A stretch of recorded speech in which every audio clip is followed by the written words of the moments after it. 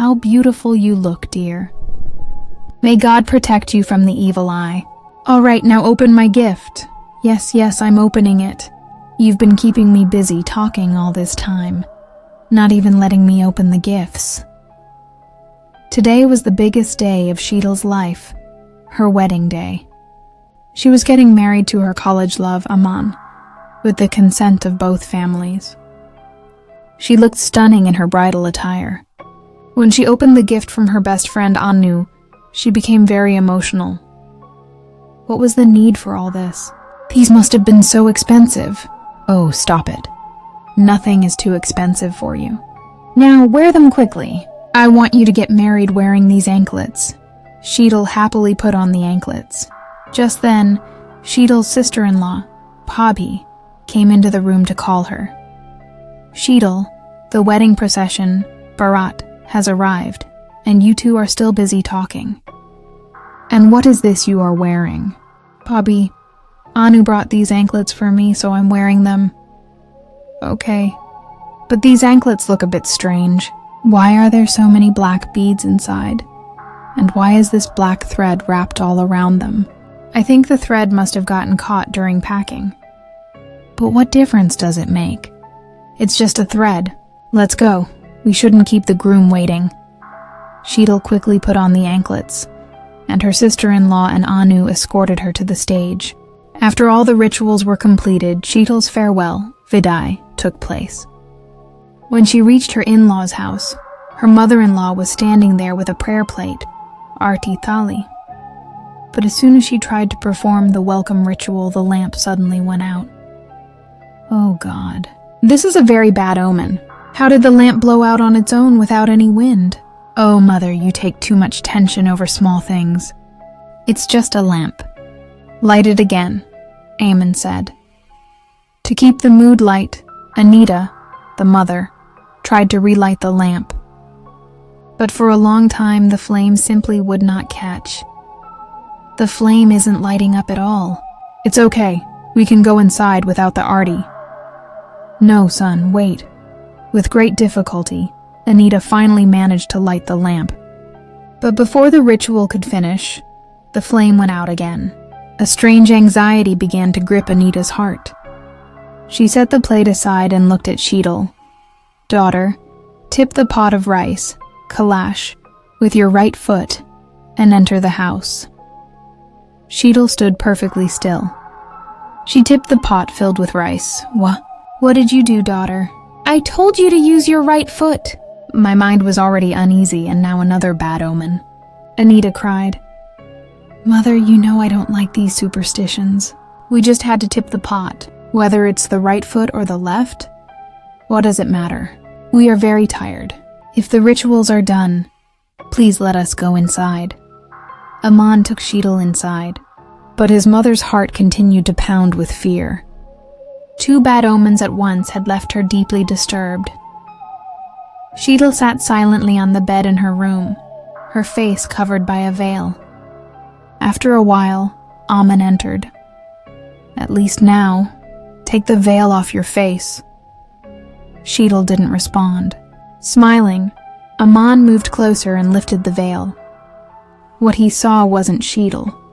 There was someone else whose face was completely burnt, with blood constantly oozing from the mouth. Aman let out a scream and fell to the floor. Just then, he heard the sound of the door opening. He looked back and saw Sheetal walking into the room with a glass of milk in her hand. The ground slipped from beneath Aman's feet. Why are you sitting on the floor like this? What happened? Sheetal asked. You were just inside. How did you come from outside? What? I went to get milk for you. I haven't even entered the room yet. What?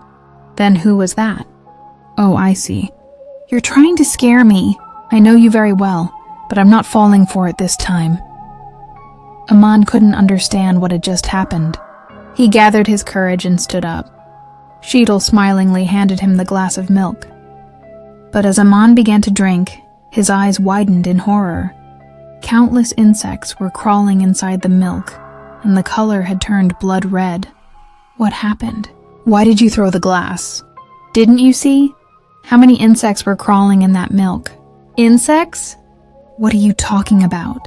Look, today was a very hectic day. Maybe you're just exhausted. Go to sleep peacefully now. We'll talk tomorrow. Sheetal gave Aman a strange smile. Aman couldn't even look at her anymore. So he closed his eyes and lay down. But sleep was nowhere to be found. He kept tossing and turning. Suddenly he heard a strange whispering sound. He opened his eyes and Sheetal was not in the room. He heard water running in the bathroom. He slowly got up and walked toward it. The door was half closed. When he opened it, the tap was running, and Sheetal was sitting in the corner with her back turned. It sounded as if she was laughing and talking to someone. Sheetal, what are you doing here? Who are you talking to? As soon as she heard Aman's voice, Sheetal started crying in a very eerie way, which then turned into a hollow laugh. She stopped abruptly and twisted her neck all the way back. Her face was no longer human. It looked like a decaying corpse. Her eyes were sunken, blood dripped from her lips, and she glared at Aman with pure rage. Aman's legs trembled with fear. Sheetal suddenly lunged at him, grabbed him by the throat and lifted him into the air. Sheetal, let me go. This isn't your Sheetal. She belongs to me now. If you ever come near her again, you won't stay alive. She is mine forever, and I will take her with me. Aman's eyes bulged in shock. The next moment, Sheetal threw him against the wall like a toy. Aman's head began to bleed, and he lost consciousness. When Sheetal woke up in the morning, she saw Aman lying on the floor, surrounded by blood. She screamed loudly, and everyone rushed into the room. Look, Mother! What happened to Aman? Oh my God! Fahaya is badly hurt! We must take him to the hospital immediately. They rushed him to the emergency room. The doctor admitted him instantly and said, "If you had been any later, it would have been impossible to save him. I don't understand why you waited so long. He was injured nearly 3 hours ago." 3 hours ago? But he was sleeping then. And if he got hurt, how did I not know? Sheetal wondered. I think you did this, Anita shouted. Ever since you stepped into this house, it's been one bad omen after another. What are you saying, Mother? How is it Bobby's fault? Bobby, please don't mind her. She's just very worried about Paya. Rahul, the brother said. Anita continued to glare at Sheetal. 3 days later, Aman was discharged. He returned home but was now terrified to go near Sheetal. Here, have some food. You look so weak. I still don't understand how you got so hurt, and how I didn't wake up. A man's voice died in his throat. He was so terrified he couldn't speak. Sheetal moved a morsel of food toward him, but Aman jerked her hand away in fear. What are you doing? Why are you behaving like this with me? Sheetal picked up another morsel and offered it again. This time Aman ate it. But suddenly, a terrifying shadow emerged behind Sheetal. The shadow glared at Aman with rage.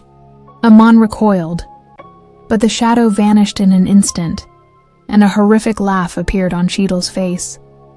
Aman ran out of the room in a panic. Aman, what happened? Where are you running? Anita asked. It looks like you've seen a ghost. Rahul joked. He's already scared, and you're making jokes. Truly, girls these days have no brains, Anita snapped. Hearing this, Sheetal's face contorted strangely. She clenched her fists in anger and went back to her room. This old woman is interfering too much. I think I'll have to remove her from my path. That night, everyone was asleep. Aman, terrified, was sleeping with his brother Rahul. Around 1 a.m., Anita heard a strange noise.